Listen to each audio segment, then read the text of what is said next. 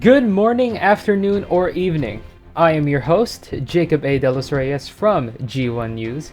Today, with the help of my studio managers, Mark Bangug and Gabriel Batak, will update you of the goings on in our news station's local community.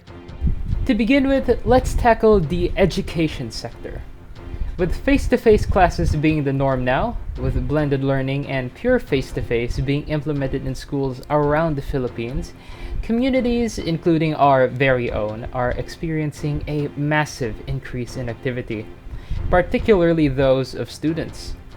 Kids to teenagers, anyone under the age group who's still going to school, are starting to sink back into old habits from before the pandemic. Going out with friends, loitering around outside, to visiting previously restricted malls and services. These are all things that have been personally observed and accounted for in our community, and it seems to be affecting our community in a very positive way.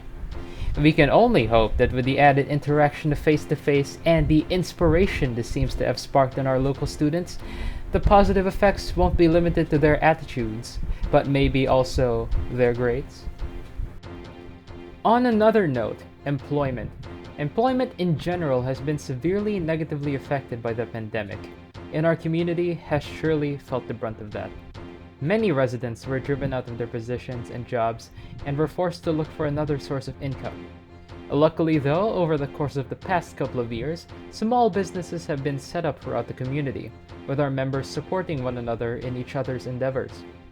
These businesses range from the opening of sari-sari stores, various eateries being founded, or the establishment of an online presence.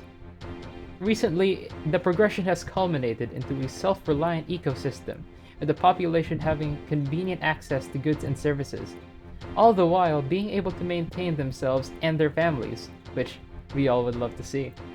While growth seems to have stagnated a bit with all the niches and needs being accounted for, let's not cross out the prospects of any up-and-coming entrepreneurs anytime soon. This leads to another point of discussion: population. While many have found their base of operations within our community, others have not been so fortunate, having to move away.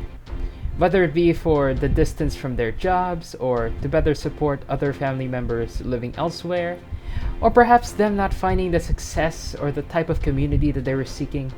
Unfortunately, many of the members of our community have left us these past couple of years. While it is, of course, sad to see our friends and neighbors go, let's look at the positives.